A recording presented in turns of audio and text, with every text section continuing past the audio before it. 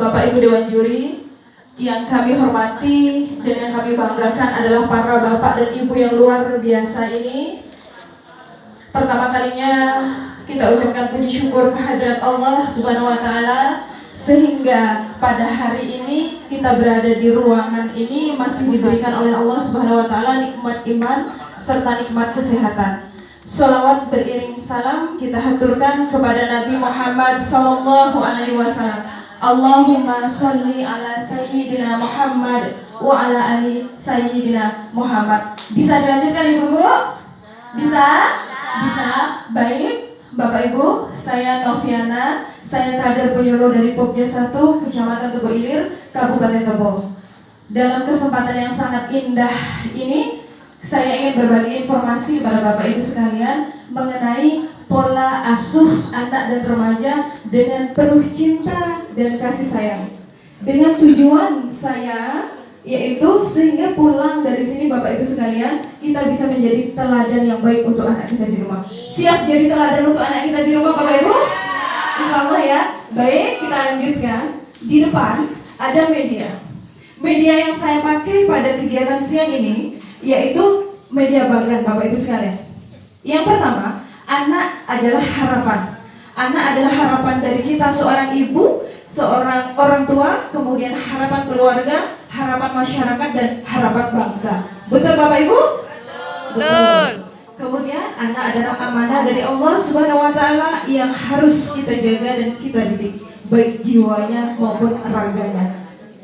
Di depan Bapak Ibu sekalian, mohon perhatiannya Bapak Ibu. Yang pertama adalah anak yang semuanya main HP. Zaman sekarang beda dengan zaman kita dulu Bapak Ibu. Kalau kita zaman dulu mainannya permainan tradisional. Sekarang semuanya sudah pegang HP. Betul Bapak Ibu? Betul. Betul. Semuanya sudah pegang HP, sibuk dengan HP-nya masing-masing. Nah, tentu ini harus kita awasi Bapak Ibu. Kalau tidak kita awasi, kenakalan remaja akan mengintai anak-anak kita di rumah. Mau Bapak Ibu? Tidak. Ya? Iya, saya pun juga tidak mau. Kemudian, gambar yang kedua. Gambar kedua ini adalah keluarga yang sedang berkumpul, yang sedang makan. Kemudian setelah mereka makan, mereka menceritakan apa yang ditemuinya tadi, atau kemarin, atau semalam. Mereka cenderung bersifat terbuka. Tentu Bapak Ibu sekalian, di sini anak akan merasa mendapat perhatian yang khusus, akan mendapatkan terasa penuh kasih sayang, karena mereka terbuka dengan kita. Setiap kita pulang ke rumah, yang dicari kita untuk apa? Untuk cerita. Mau seperti itu Bu? Mau. Mau Bu? Mau. Baik. Di sini dengan adanya kedua gambar ini, di sini ada peran orang tua. Orang tua mempunyai prioritas yang paling nomor satu. Kenapa saya katakan seperti itu Bapak Ibu? Madrasah pertama, sekolah pertama untuk anak kita itu adalah kita, seorang ibu. Seorang ibu harus mampu membimbing anak-anaknya. Pemilihan pola asuh yang tepat, maka anak yang sesuai harapan akan terwujud. Tentu Bapak Ibu sekalian, kita menginginkan anak kita mengikuti hal yang baik-baik saja dari diri kita. Betul Bu? Betul. Kiranya yang nggak bagus nggak usah ditiru. Tetapi itu tidak bisa. Kenapa? Faktor lingkungan yang luar biasa dahsyatnya. Setuju Bu? Setuju. Setuju. Di sini orang tua mempunyai peran khusus dalam pemilihan pola asuh. Apa sih sebenarnya pola asuh penuh cinta dan kasih sayang? Ada yang tahu Bapak Ibu apa itu pola asuh? Belum. Belum ya? Belum. Baik, dalam kesempatan ini saya akan menyampaikan pola asuh itu sebenarnya sudah kita lakukan setiap hari Bapak Ibu. Tetapi di sini kita perlu pemilihan yang tepat. Jadi pola asuh itu adalah kegiatan membimbing, mendidik anak-anak kita baik jiwa maupun raganya. Dari kapan? Dari dalam kandungan.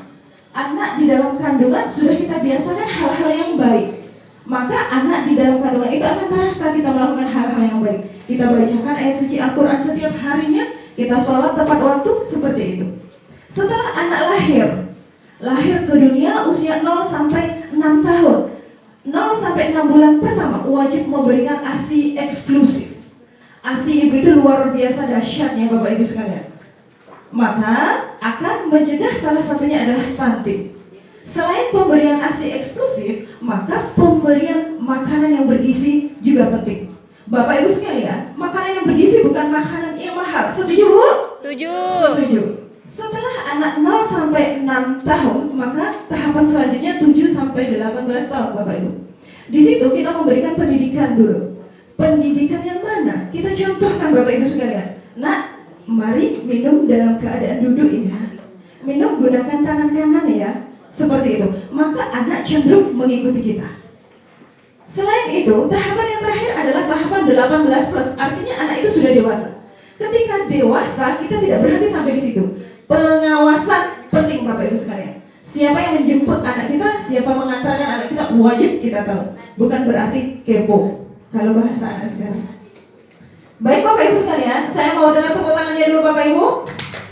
Baik, terima kasih.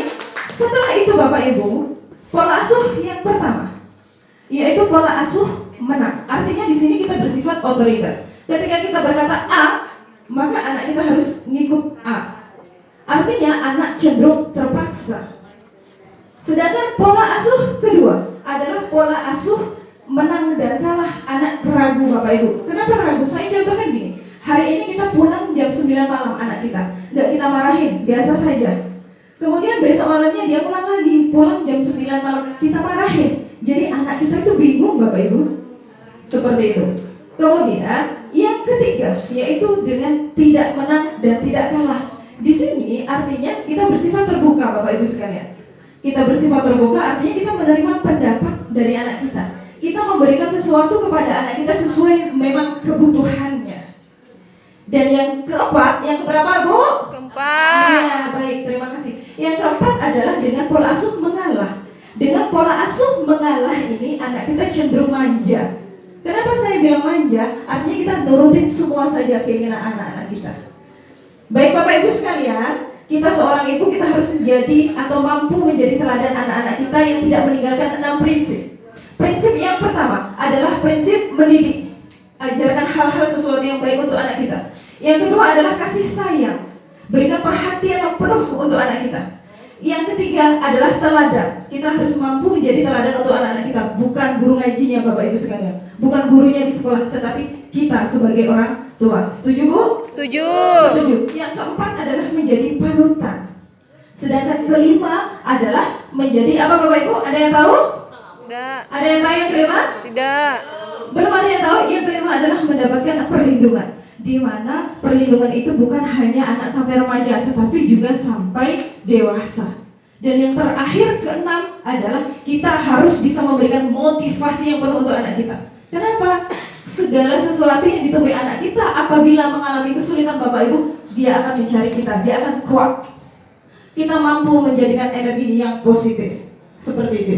Dengan pemilihan pola asuh yang tepat, kita menginginkan anak kita menjadi generasi yang kuat, generasi yang penuh dengan solidaritas. Seperti yang saya gambarkan di depan, ini harapan kita anak ibu, semua yang berada di dalam sini dan yang di luar sana, mudah-mudahan insya Allah segala sesuatu yang kita harapkan. Terdapat 2 gambar Bapak Ibu. Gambar yang pertama, gambar anak pegang piala. Senang gak Bu? Senang. Ya. Gambar yang kedua, anak pegang piagam. Seperti itu Bapak Ibu. Kesimpulan saya, mari kita bisa memilih pola asuh yang tepat untuk anak kita sesuai dengan karakter anak kita. Semoga bermanfaat pada kegiatan ini dan kita pulang bisa menjadi teladan yang baik untuk anak kita. Siap Bu? Siap. Baik, sebagai penutup, saya punya pantun. Bapak Ibu sekalian, digigit nyamuk terasa gatal, gatal nggak Bu? Gatal. Iya. Digigit nyamuk terasa gatal, sering digaruk maka terjadi luka. Salah asuh bisa fatal, tidak diasuh anak pun celaka. Mari kita